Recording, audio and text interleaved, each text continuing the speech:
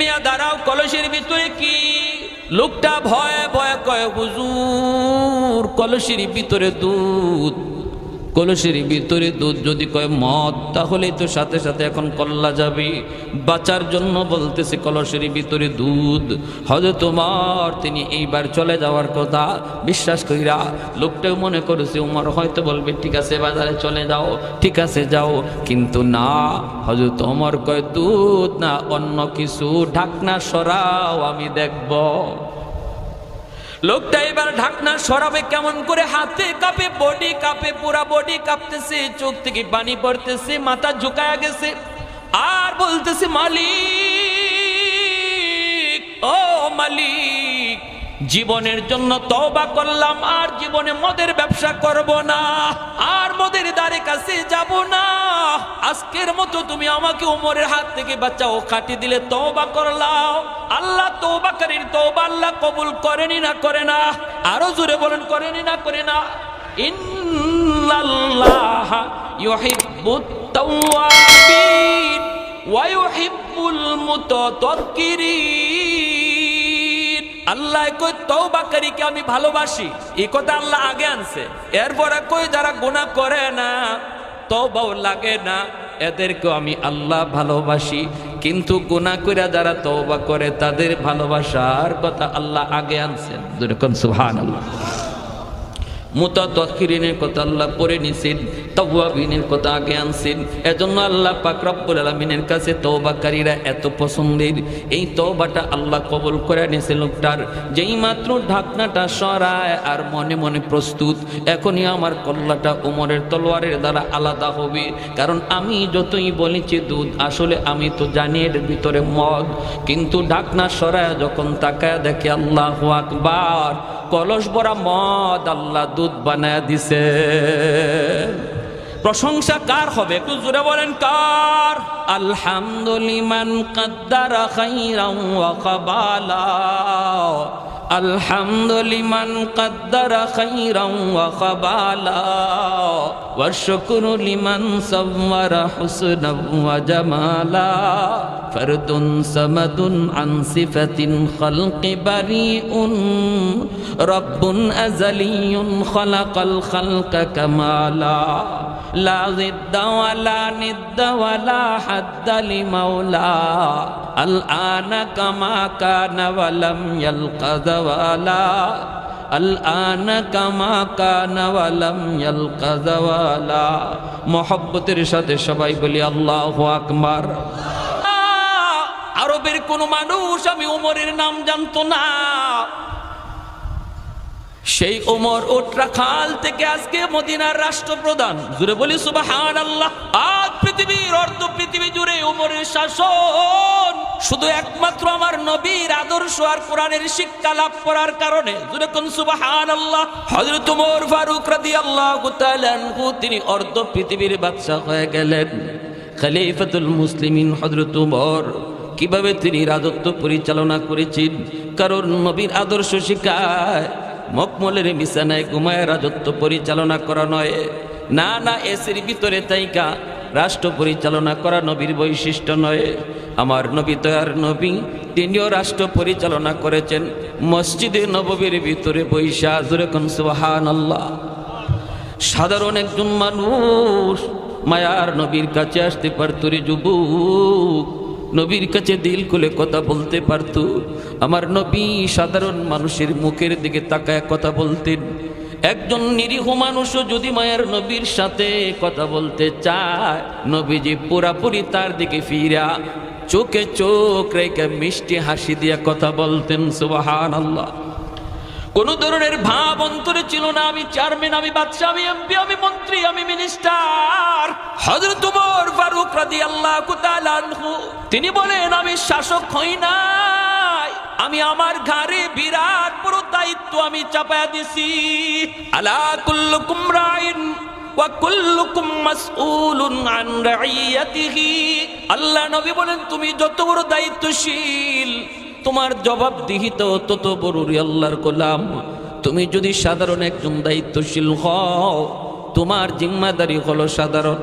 তুমি যদি একটু বড় হও, মেম্বার হলে তোমার ওয়ার্ড হলো তোমার জিম্মাদারি, ওয়ার্ডের হিসাব তোমার দেওয়া লাগবে। চেয়ারম্যান হলে তোমার ইউনিয়নের হিসাব দেওয়া লাগবে। এমপি হলে তোমার আসনের ভিতরে কি হলো না হলো, ন্যায় অন্যায় বিচার অবিচার সব কিছুর হিসাব তোমাকে দেওয়া লাগবে। প্রধানমন্ত্রী যদি তুমি হও, গোটা দেশের হিসাবটা তোমার আল্লাহর কাছে দেওয়া লাগবে। এজন্য হযরত ওমর ইন্তেকালের আগে ওনাকে বলা হয়েছিল আপনার সন্তানকে আপনি খলিফা বানিয়ে দেন। হযরত ওমর কান্দেন আর বলেন, না গো, এত বড় দায়িত্ব আমি ওমরের কাঁধে পড়ছে, জানি না আমি কিভাবে দায়িত্ব পালন করেছি। তবে আমার ভয় হয় এই দায়িত্ব যেন ওমরের বংশে আর কারো কাঁধে না আসে। সুবহানাল্লাহ। অর্ধ পৃথিবীর ভিতরে কোথাও যদি একটা কুকুর না খেয়ে মারা যায়, এর জন্য আমি ওমরকে আল্লাহর আদালতে জবাব দেওয়া লাগবে। সুবহানাল্লাহ।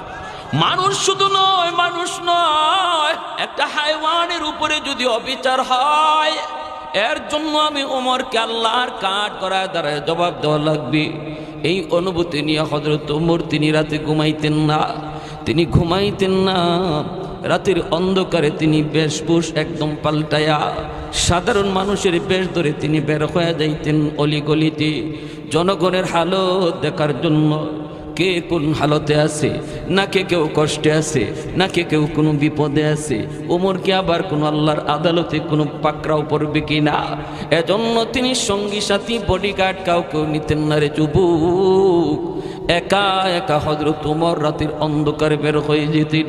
24 ঘন্টার ভিতরে আমরা 10 ঘন্টা, 12 ঘন্টা, 7 ঘন্টা, 8 ঘন্টা কেউ ঘুমাই, কিন্তু একজন মানুষ তিনি 24 ঘন্টার ভিতরে মাত্র 1টা ঘন্টা ঘুমাইতেন। আর সেই 1 ঘন্টাও রাতের বেলা নয়, সেই 1টা ঘন্টা হলো দুপুরে খাওয়ার পর তিনি একটু কায়লুলা করতেন, বিশ্রাম নিতেন, ঘুমাইতেন। বাকি 30 ঘন্টা তিনি জাগ্রত আর পেরেশানি। তিনি আর কেউ নন, তিনি হলেন অর্ধ পৃথিবীর শাসক ওমর। কনকনে শীত, হালকা হালকা কিছু বৃষ্টি পড়ে, মদিনার মানুষ ঘুমায় পড়েছে, আশপাশের মানুষজন ঘুমায় পড়েছে। ঠান্ডা রাত, ঘুম বড় মজার, আবার একটু একটু বৃষ্টি, সবার চোখে ঘুম। পাকপাকালি মানব দানব সবাই ঘুমাচ্ছে, ঘুম নাই শুধু একজনের চোখে। তিনি আর কেউ নন, তিনি অর্ধ পৃথিবীর বাদশা ওমর। বের হয়ে গেলেন রাতের অন্ধকারে বের হয়ে গেলেন মানুষের হালত জানার জন্য। মদিনার শহর থেকে বের হইয়া পাশের একটা এলাকার ভিতরে দিয়ে হযরত ওমর ডাক যাইতে লাগলেন। হাঁটতেছেন, হঠাৎ করে হযরত ওমর তিনি দেখতে পেলেন দূর থেকে একটা ঘরের ভিতরে বাতি জ্বলতেছে। কিন্তু এই ঘরটা এত রাতে কেন বাতি জ্বলবে? হযরত ওমর পেরেশানিতে পড়ে গেলেন, টেনশনে পড়ে গেলেন। একা একা আমি হাঁটতেছি, এই ঘরের ভিতরে কি চলছে জানি না, দুষ্ট লোকের আড্ডা বসলো নাকি, আমি ওমর একা একা কি যায় বাধা দিব নাকি আমি বাধা দিব না, আমি চিন্তায় পড়ে গেলেন। হযরত ওমর তিনি হাঁটতে শুরু করলেন। যাবেন অবস্থাটা তিনি দেখবেন, বুঝবেন।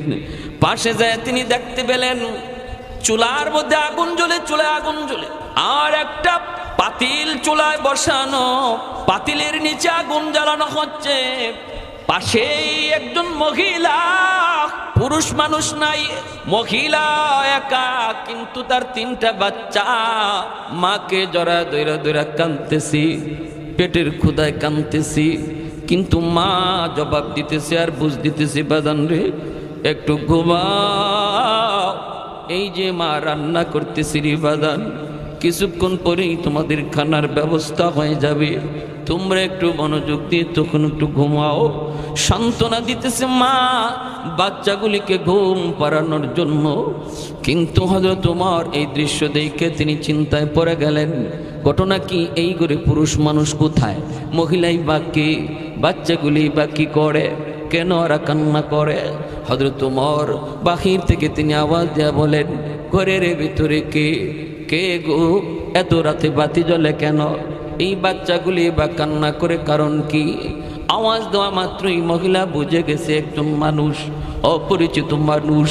বাহির থেকে তারে কান্নার কারণ জিজ্ঞেস করে, বাচ্চাগুলি কেন কান্দে, চুলায় আগুন কেন জ্বলে? মহিলা জবাব দিয়ে কই, মুসাফির তুমি তোমার পথে চলে যাও, আমাকে কোনো প্রশ্ন করে তুমি কাঁদাও না।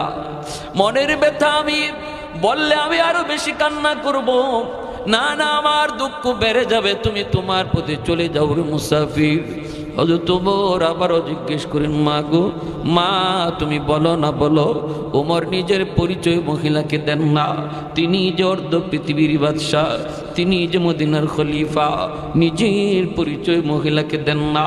মহিলা আবার কয়, মুসাফির তুমি তোমার মতো করে চলে যাও। ওমর বলে, মা একটু কও না তুমি কারণ কি, কি কারণে?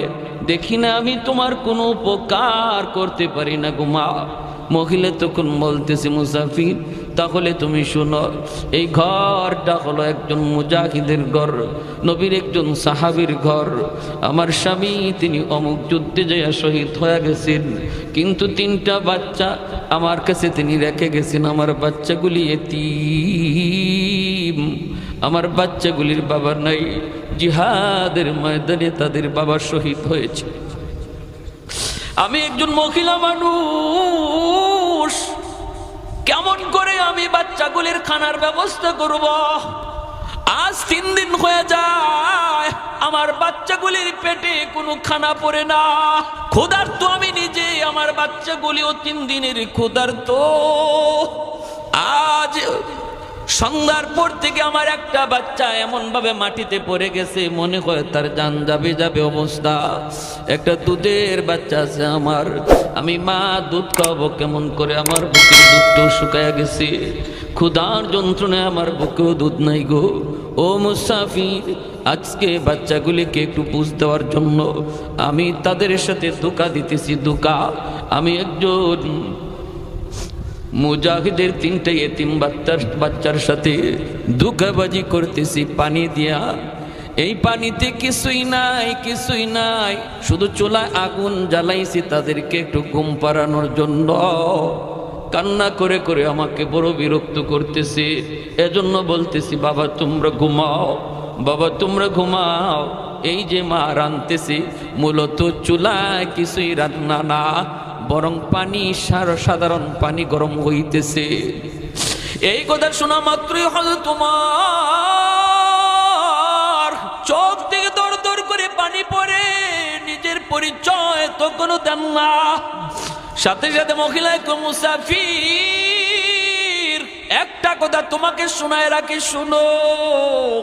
শুনেছি মদিনার খলিফা ওমর, আমার একটা বাচ্চার যদি কোনো ক্ষতি হয়, কিয়ামতের ময়দানে তোমাকে সাক্ষী রেখে বললাম, মদিনার খলিফা ওমরের গলায় আমি আল্লাহর আদালতে গামছা লাগাবো, আল্লাহর আদালতে ওমরের গলায় গামছা লাগাবো। কারণ আমার ইসকারি হালত এই খবর নেওয়ার দায়িত্ব ছিল বাদশার, এই খোঁজ খবর নেওয়ার দায়িত্ব ছিল রাষ্ট্রপ্রধানের, কিন্তু এই দায়িত্ব ওমর পালন করেন নাই। আমি মামলা রেডি রাখছি, মামলা আল্লাহর আদালতে দিব, রায় হবে আল্লাহর দরবারে। এই কথা বলতেই হযরত ওমর বাহির থেকে আওয়াজ দিয়া বলতেছি, চোখের পানি মুছে, আর বলতেছি, মা গো ও মা, তুমিও তো একটু খলিফাকে জানাইতে পারতা, খলিফা তো অনেক ব্যস্ত থাকেন, তুমিও তো তোমার ঘরের হালতটা একটু জানাইতে পারতা। মহিলায় কয়, মুসাফির তুমি মনে হয় আমার নবীর হাদিস জানো না রে। নবীর হাদিস হলো বাদশাহ জনগণের খবর নিবে, জনগণ বাদশাকে খবর দেওয়ার দায়িত্ব নবী দেয়া যায় নাই। ভুল বলেছ। হযরত ওমর টেনশনে পড়ে গেলেন, সাথে সাথে নীরব হয়ে গেলেন। মহিলা তো জানতেন কোনো মহিলা নয় গো, মহিলা তো মায়ার নবীর হাদিসও ভালো জানে। একটু জোরে বলে সুবহানাল্লাহ, জোরে বলে সুবহানাল্লাহ। ভাইরা বন্ধুরা, হযরত ওমর সাথে সাথে দৌড় শুরু করলেন, মা দেখি আমি তোমার একটু উপকার করতে পারি কিনা। এই বইলা হযরত ওমর দৌড় শুরু করে দিলেন মদিনার দিকে, মদিনার দিকে। বাইতুল মালের পাশে আইসে তিনি ডাক দিলেন, কই রে ম্যানেজার, ও ম্যানেজার তোমরা কোথায়? তাড়াতাড়ি বাইতুল মালের গেট খুলো, বাইতুল মালের তালা খুলো। দৌড়ায়া কইরা সবাই হাজির হয়ে গেল। এত রাত্রি খলিফা তিনি ডাকতেছেন, না জানি কুপের কোন সমস্যা হয়ে গেছি, না জানি কোন মুশকিল ঘরে ঘটে গেছি। এমনি আয়া তারা গেটটা খুলে দেওয়া মাত্রই হযরত উমর ভিতরে ঢুকলেন। বাইতুল মালের ভিতরে ঢুকেই হযরত উমর চোখের পানি মুছে, কারো কথার কোনো জবাব দেয় না। ম্যানেজার জিজ্ঞেস করে, খলিফা ঘটনা কি? বলে কথা বলল না। অমুক জায়গায় কি খবর? তিনি বলেন কোনো কথা নাই। তোমরা তাড়াতাড়ি করে একটা আটার বস্তা আমার মাথায় তুলে দাও গো, নতুবা উমরের গলায় গামছা লাগবে। ওমরের খাস খাদেম আসলাম ডাক দিয়া কই, খলিফা আল্লাহর দোহাই, আটার বস্তাটা আপনি মাথায় নিয়েন না, আটার বস্তাটা আমি আসলামের মাথায় আপনি উঠা দেন, উঠা দিন। হযরত ওমর ডাক দিয়ে কই, আসলাম রে, কিয়ামতের ময়দানে উমরের গলায় গামছা লাগবে, গামছা তুই আসলামের গলায় লাগবে না, অতএব বস্তা তোর কাঁধে না। যদি উমর রে বাঁচাইতে চাও তাড়াতাড়ি করে উমরের মাথায় তোমরা আঠার বস্তা উঠে দাও। सिद्दीक तेरा नाम से इस्लाम रहेगा, सिद्दीक तेरा नाम से इस्लाम रहेगा, दुनिया की सदाकत में तेरा नाम रहेगा, दुनिया की सदाकत में तेरा नाम रहेगा, फारूक तेरा नाम से इस्लाम रहेगा, दुनिया की अदालत में तेरा नाम रहेगा, दुनिया की अदालत में तेरा नाम रहेगा, उस्मान तेरा नाम से इस्लाम रहेगा, दुनिया की सखावत में तेरा नाम रहेगा, हैदर तेरा नाम से इस्लाम रहेगा, दुनिया की शजाअत में तेरा नाम रहेगा, मुआविया तेरा नाम से इस्लाम रहेगा, दुनिया की सियासत में तेरा नाम रहेगा, दुनिया की सियासत में तेरा नाम रहेगा। मोहब्बतेर साथे सबाई बोली अल्लाहु अकबर, और एकटू जोरे बोली अल्लाहु अकबर। ए আসলাম, তাড়াতাড়ি করে তুই একটু গোশতের ব্যবস্থা কর, বাসায় যা। আমি ওমরকে তুই তাড়াতাড়ি বিদায় দে। যদি ওমরকে বাঁচাইতে চাও, ওমরের পিছনে পিছনে গোশতে লইয়া তুমি দৌড়াও। কোথায় আসবো খলিফা? কোথায়? মদিনার পাশে একটা গ্রাম, রাস্তার কিনারে একটা ঘর, ভাঙ্গা চোরা ঘর, ঘরের ভিতরে তিনটা এতিম বাচ্চা, একজন মহিলা, শহীদের তিনটা এতিম বাচ্চা রয়েছে রে আসলাম। দৌড়ায় তুই পিছনে পিছনে আয়, নগদ যা কোনো গোশত পাও কিনা দেখো। ওমরের ঘরে গোশত তরকারি আছে কিনা যায় খুঁজো। আসলাম পিছনে পিছনে গোশতের তরকারি নিয়ে দৌড়ায়। আর হযরত ওমর অর্ধ পৃথিবীর বাদশাহ, যার আঙ্গুলের ইশারায় অর্ধ জাহান চলে, যিনি চালায় মদিনার মসজিদে বসে, কখনো কখনো মদিনার কোনো গাছের নিচে বসে যিনি অর্ধ পৃথিবী চালায়। ভাইয়েরা বন্ধুরা, তিনি মাথার মধ্যে আটার বস্তা নিয়ে দৌড়ান। পিছনে আসলাম দরজার পাশে যাই তিনি ডাক দেয়, মা, ও মা, দরজা খুলো। বাইরে এত বড় ঘটনা শুনাইতেছি, কার কই যিনি আর অর্ধ পৃথিবীর বাদশা। এত নরম দিল কেমনে হলো? এত সুন্দর আখলাক কেমনে হলো? কেমনে হলো? কয় কেমনে হলো? এমনে হয়েছে। কোরআনের সাথে আসার আগে, নবীর সোহবতে আসার আগে যাকে কেউ চিনত না, তিনি নবীর সোহবতে আইসা কোরআনের প্রতিষ্ঠানে পইরা তিনি হয়ে গেলেন একজন মানব, শুধু নন, মহামানব হয়ে গেলেন। সূরা কন্যা সুবহানাল্লাহ। কারণ এই কোরআনের প্রতিষ্ঠানে লেনিনের আদর্শ শেখানো হয় না, কালমার্সের আদর্শ শেখানো হয় না, মাও সেতুংয়ের আদর্শ শেখানো হয় না, কোনো নেতা নেত্রীর আদর্শ মাদ্রাসায় পড়ানো হয় না। মাদ্রাসায় যদি পড়ানো হয় বিশ্ব নবীর শ্রেষ্ঠ আদর্শ পড়ানো হয়, যেই আদর্শ একজন বাদশাকে অসাধারণ মানুষ বানায় দেয়। দরজার পাশে যা ডাক দিলেন, মা দরজাটা খুলো, আমি মুসাফির, কিছু খানার ব্যবস্থা করেছি। হযরত ওমর পর্দার আড়াল থেকে তিনি একটু তাদেরকে খানার ব্যবস্থাটা দিয়ে দিলেন। চুলায় তিনি আগুন ধরানোর জন্য আপ্রাণ চেষ্টা করতেছেন। মাটির চুলায় ওমর তিনি আগুন জ্বালাবেন, সহজে তো আগুন ধরে না।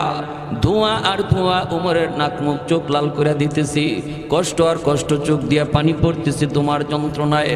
তখনও ওমর কান্দের কইরে, দুনিয়ার ধোঁয়া, এই দুনিয়ার ধোঁয়ার চেয়ে ওমর জাহান্নামের আগুনের কষ্ট অনেক বেশি।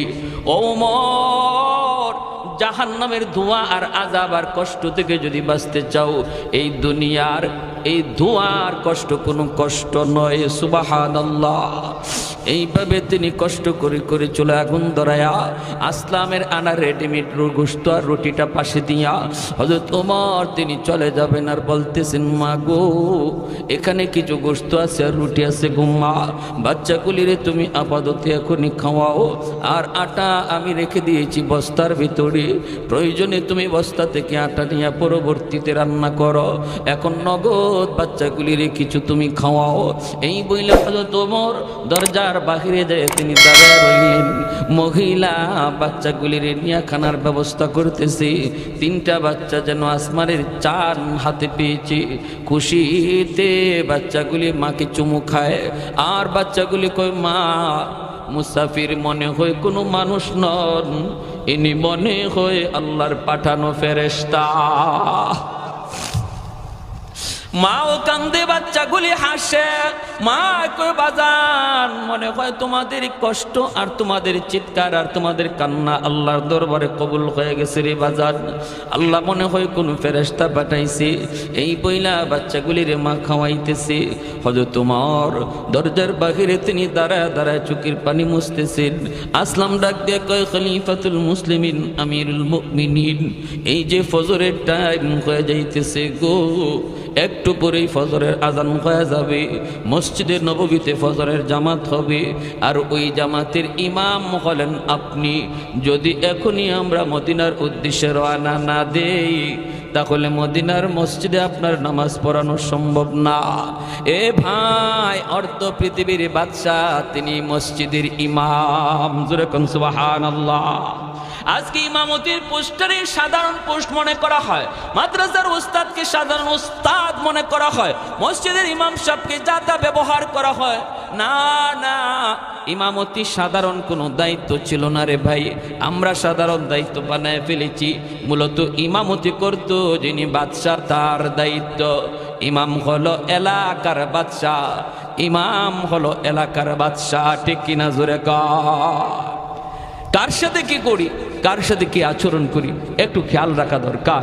ইমাম মানেই নেতা, ইমাম মানেই নেতা। মসজিদে কথা চলবে, মসজিদে সিদ্ধান্ত চলবে কমিটির না, মসজিদের সর্বশেষ সিদ্ধান্ত, ফাইনাল সিদ্ধান্ত হবে ইমামের সিদ্ধান্ত।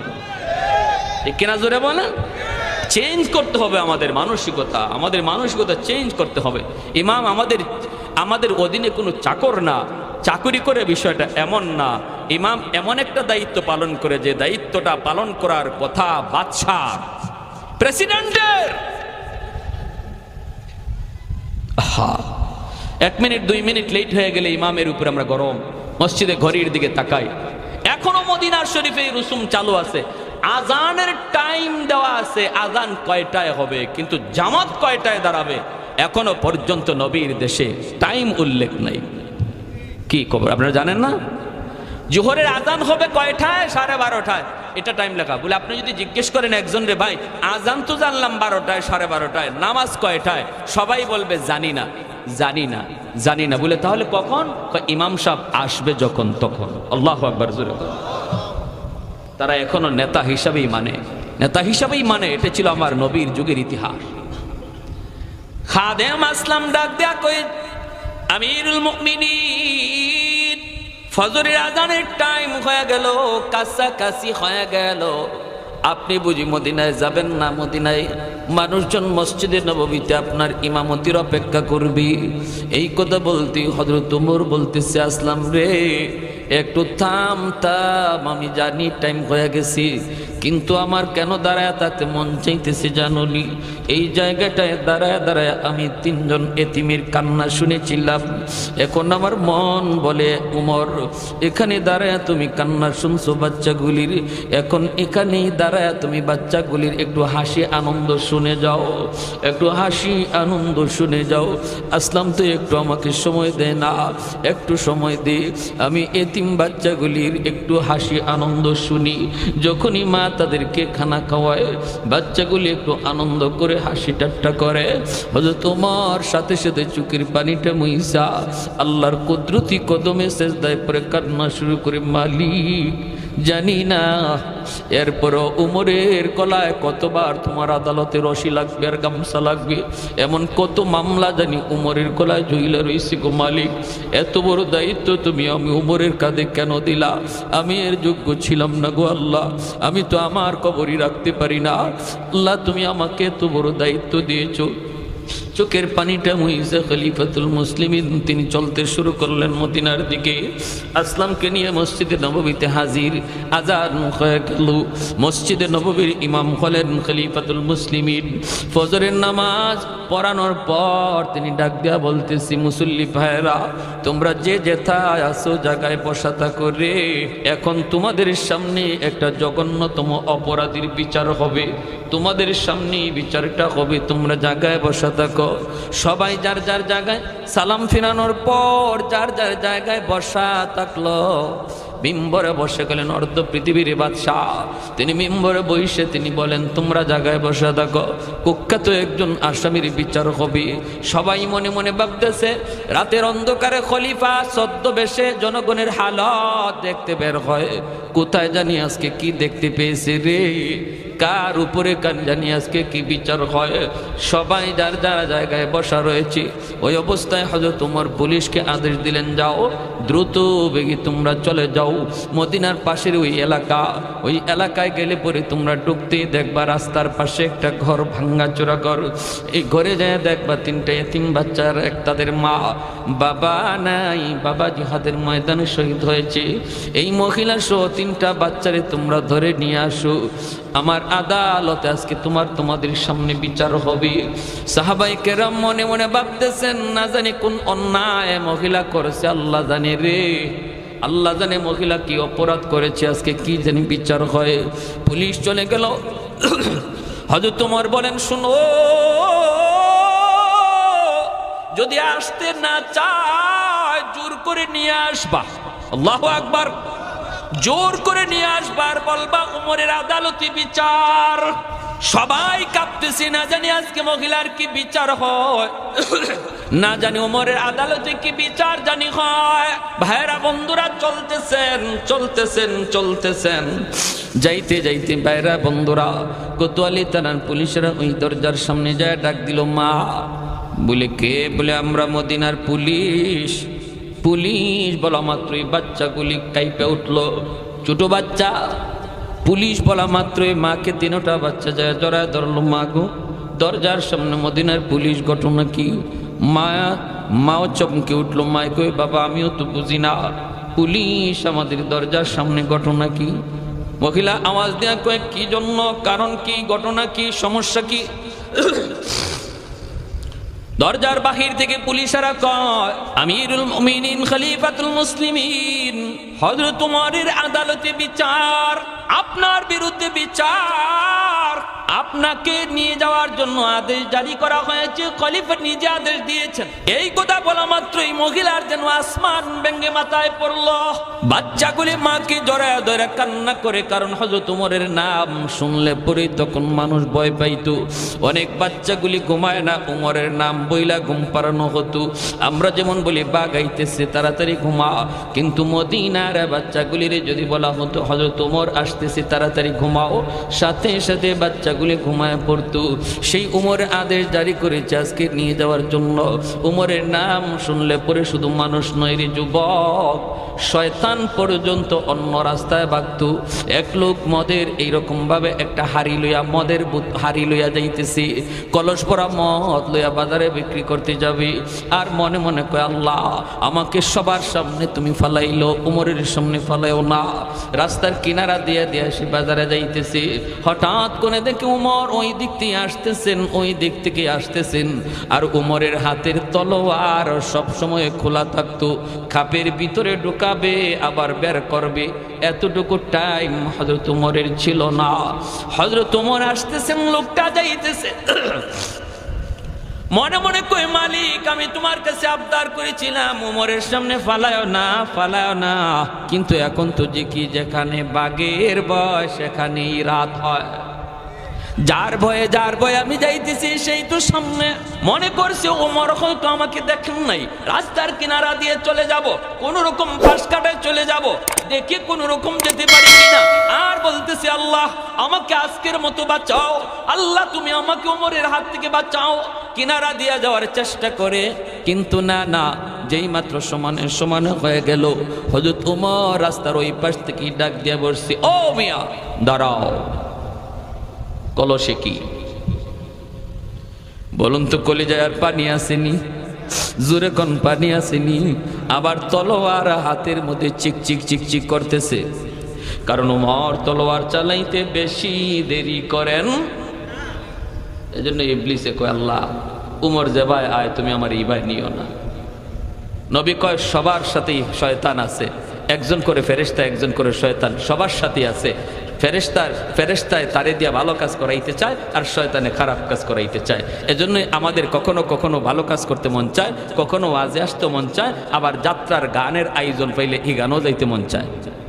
এমন আসেনি না নাই? কারণ দুইজনে দুই দিক থেকে ঠেলে, শয়তানে ঠেলে যাত্রায় চল, আর ফেরেশতায় কয় ওয়াজে চল। এই অবস্থায় ঠেলা ঠেলির ভিতরে যে মানুষটা শয়তানের কথারে প্রাধান্য না দিয়া ফেরেশতার মতকে প্রাধান্য দেয়, আল্লাহ বলে কাদ আফলাহা মান যাক্কাহা, তুমি সফল মুমিন। জোরে কোন সুবহানাল্লাহ। তোমার আত্মাই পবিত্র, তুমি সফল। সবার সাথেই শয়তান আছে, কিন্তু আমার উমরের সাথে নাই। জোরে কোন সুবহানাল্লাহ।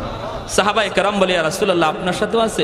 নবী কয় আমার সাথেও শয়তান আছে, তবে আমার শয়তান কালেমা পড়ে মুসলমান হয়ে গেছে।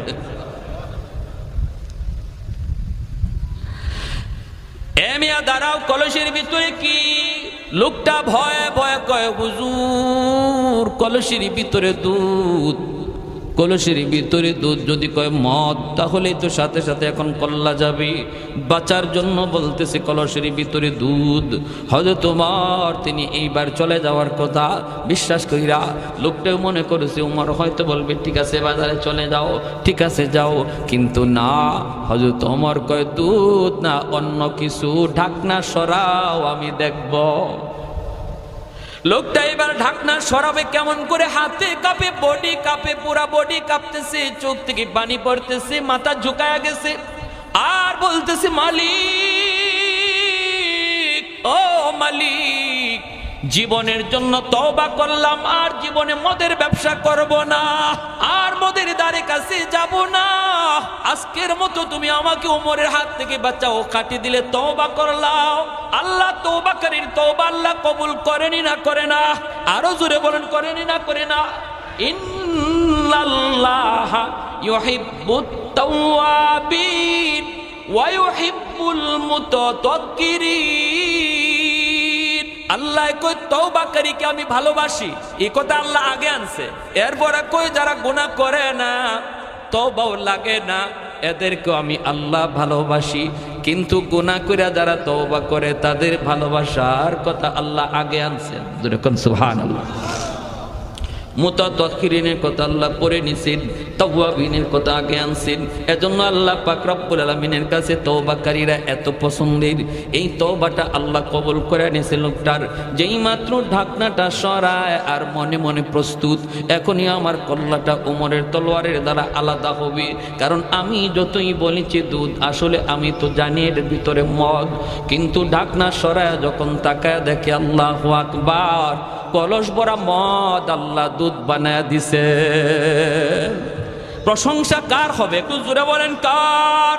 আলহামদুলিমান কাদ্দারা খাইরান ওয়া কাবালা, আলহামদুলিমান কাদ্দারা খাইরান ওয়া কাবালা, ওয়া শুকরু লিমান সাওয়ারা হুসনান ওয়া জামালা, ফারদুন সামাদুন আন সিফাতিন খালকি বারিউন, রব্বুন আযালিয়ুন খালাকাল খালকা কামালা, লা জিদ্দা ওয়ালা নিদ্দা ওয়ালা হাদ্দা লিমাওলা, আল আনা কামা কানা ওয়ালাম ইয়ালকা যাওয়ালা, আল আনা কামা কানা ওয়ালাম ইয়ালকা যাওয়ালা।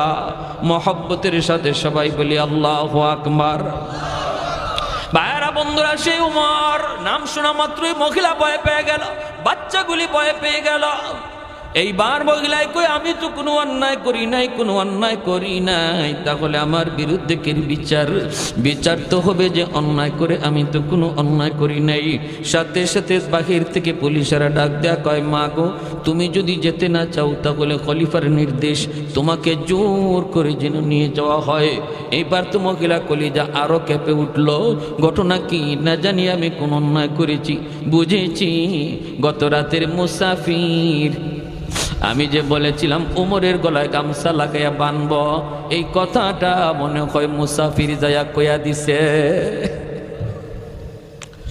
মনে হয় মুসাফির আমার উপকারও করেছে, এই কথাটা মনে হয় খলিফার কাছে যায় মুসাফির বইলা দিছে রে, এজন্য আমার উপর এতটা খেপছে। ঠিক আছে, আমিও চললাম, প্রয়োজনে কল্লা দিব, মাথা দিব, ন্যায় কথা বলবো, নবীর হাদিসের কথা ওমরকেও শোনায় আসবো। প্রয়োজনে যদি আমার জীবন দিতে হয় আমি দিব। আমি তো কোনো অন্যায় কথা বলি নাই, আমি তো কোনো মিথ্যা কথা বলি নাই, আমি মায়ার নবীর হাদিসের কথা বলেছি। মহিলা রওনা দিয়া দিল, দুধের বাচ্চাটা মায়ের কোলে, আর দুই দিকে দুইটা বাচ্চা মাকে জড়ায় ধরছে। কবুতরের বাচ্চার মতো বাচ্চাগুলি কাঁপতেছে ডরে। আজকে যদি আমাদের মাও আমাদের কাছ থেকে বিদায় নেয় গো, আমরা কার কাছে থাকবো, কার কাছে ঘুমাবো? বাবা হারাইলাম, এবার যদি মাকেও হারাই কার কাছে যাব? বাচ্চাগুলি মাকে জড়ায় ধরে কাঁদতেছে আর যাইতেছে। মদিনার মসজিদের মুসল্লি যার যার জায়গায় বসা, একটু পরেই কুখ্যাত একজন আসামির বিচার হবে। তাও একজন মহিলা, কি জানি করেছে মহিলা রাতের বেলা। ওমর নিজের চোখে হয়তো দেখছেন, কারণ তিনি তো রাতে ঘুরে ঘুরে বেড়ান। ভাইরা বন্ধুরা, সবাই বসা রয়েছে। মিম্বরের ভিতরে অর্ধ পৃথিবীর বাদশাহ আমিরুল মুমিনিন হযরত ওমর বসা। মহিলাকে নিয়ে মসজিদের গেইটের ভিতরে যায় ঢুকবে। হযরত ওমর দেখা মাত্রই বলতেছে, মুসল্লিয়ানে কেরাম, মাঝখান দিয়ে রাস্তা করে দাও। মহিলা আওয়াজটা শুনে মিম্বরের দিকে তাকায়, তাকায় দেখে ঝাপসা ঝাপসা চেহারাটা চিনা যায়। গত রাতের মুসাফিরের মতোই লাগতেছে। আল্লাহু আকবার। মিম্বরে বসা মানুষটার চেহারা গত রাতের মুসাফিরের মতোই লাগে, আর একটু আগায় আর একটু আগায়। এইবার মহিলা বুঝে গেছে, কাছাকাছি আইসা নিশ্চিত হয়ে গেল মহিলা, হায়রে, যিনি খলিফার আসনে বসা, মিম্বরে বসে যিনি আমাকে আদেশের নির্দেশ দিয়েছেন, হায় আল্লাহ, আমি তো কি চিনি না, আমি তো না চিনা তারে বকা দিয়া ফেলছি, আমি তো না চিনা তারে কয়ে ফেলছিলাম তার গলায় গামছা লাগাবো আল্লাহর আদালতি। হায়রে, মুসাফির তিনি তো আমিরুল মুমিনিন উমর, চেহারায় তো তিনি তো গত রাতের মুসাফির। না জানি আজকে আমার কি বিচার হয়। আমি তো সরাসরি তার এই কথাটা বলে ফেলেছিলাম। মহিলা এবার কাঁপে, বাচ্চাগুলিও কাঁপতেছে, ভয়ে ভয়ে কাঁপতেছে, সামনের দিকে যাইতেছে। হযরত ওমরের কাছাকাছি যাওয়া মাত্রই, মহিলা কিছু বলার আগেই হযরত ওমর ডাক দিয়া কই, মুসল্লিয়ানে কেরাম, আজকে তোমরা ভালো করে শুনে রাখো রে, আজ আমি আমার এক বোনকে সামনে এনেছি, যার স্বামী অমুক যুদ্ধে তিনি শহীদ হয়েছেন। এই 3টা বাচ্চা হলো তার এতিম বাচ্চা। দায়িত্ব পড়ছে মায়ের কাঁধে, কিন্তু মা মহিলা মানুষ কেমন করে বাচ্চাগুলির খাওয়াবে, লালন পালন করবে? আজকে 3 দিন হয়ে যায় তাদের চুলায় আগুন জ্বলে না। আমি উমর বাদশাহ হইয়া খবর নিতে পারলাম না। হায় হায়, তোমরা সবাই উপস্থিত থাকো।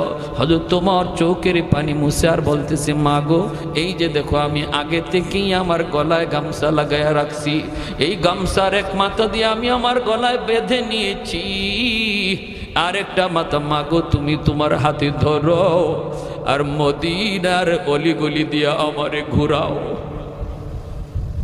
মদিনার রাস্তাগুলি দিয়ে আমাকে ঘুরাও। তবু আল্লাহর আদালতে আমি উমরের গলায় গামছা লাগাইও না।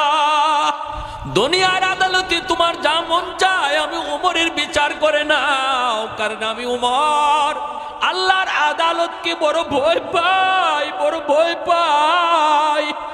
যেদিন একজন বিচারককে ঘুষ দেওয়ার কোনো ক্ষমতা কারো নাই, ফোন করার কোনো ক্ষমতা কারো নাই, দুনিয়ার বিচারককে বিভিন্ন কথা ফোনের মাধ্যমে কওয়া যায়, বিভিন্নভাবে ম্যানেজ করা যায়। আল্লাহর আদালতে যেদিন বিচারক আল্লাহ হবেন, ওই দিন আল্লাহকে ম্যানেজ করার মতো কোনো ক্ষমতা পৃথিবীর কোনো মানুষের নাই।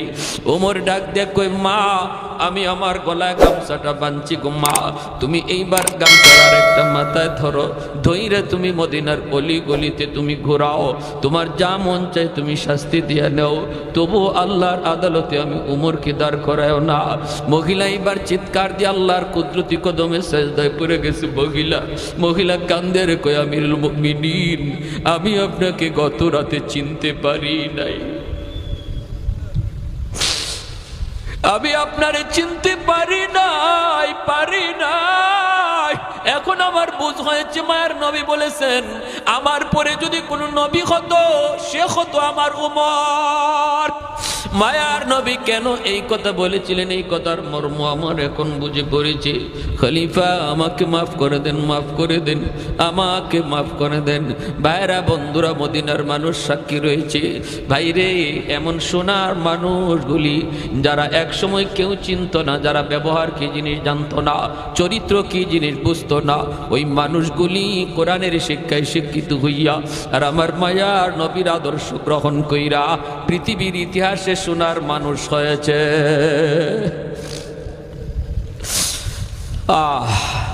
এই মাদ্রাসাগুলি সোনার মানুষ তৈরি করে, ঠিক কিনা জোরে কন? মাদ্রাসাগুলি কি তৈরি করে? সোনার মানুষ তৈরি করে। মান ফিল আরদ ওয়া মান ফিস সামা হাত্তাল হিতানু ফি জাওফিল মা। নবীজি বলেন, জানুনি উম্মতের দল, তোমরা মাদ্রাসার কদর বুঝো না, তোমরা হয়তো তালেবে ইলমের কদর বুঝো না, কিন্তু আসমান জমিনে যত প্রাণী আছে সমস্ত প্রাণী তাদের কদর বুঝে, মর্যাদা বুঝে। এমনকি গর্তের পিপিলিকা পর্যন্ত আল্লাহর কাছে অল টাইম কান্দার কয়, মালিক মাদ্রাসাগুলির হায়াত তুমি বাড়ায় দাও, আলেম তালেবে ইলমের হায়াত তুমি বাড়ায় দাও, উলামায়ে কেরামের হায়াত তুমি বাড়ায় দাও। কেন কই? নবী কই, জানোনি পিপিলিকা কেন এই দোয়া করে? পানির নিচের মাছ কেন এই দোয়া করে?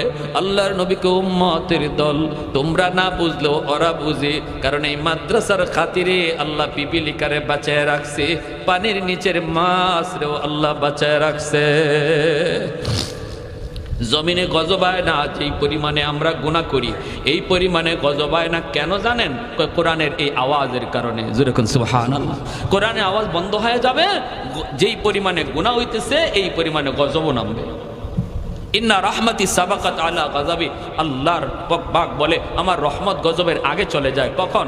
যখন জমিনে কোরআনের আওয়াজ উঠে, কোরআনের আওয়াজ যখন চলতে থাকে তখন আল্লাহ বলে গজব দৌড়ে যায় গুনার কারণে, আর রহমত গজবের আগে চলে যায়। সুবহানাল্লাহি ওয়া বিহামদিহি সুবহানাল্লাহিল আযীম। তাহলে এই মাদ্রাসা টিকায় রাখা দরকার আছে নি না নাই? কারা কারা চাই মাদ্রাসা টিকে থাকুক, জমিনে আরো মাদ্রাসা তৈরি হোক, আরো আমার আওলাদ থেকে হাফেজ আলেম আল্লাহ কবুল করুক? সবাই মন থেকে কারা কারা চায়?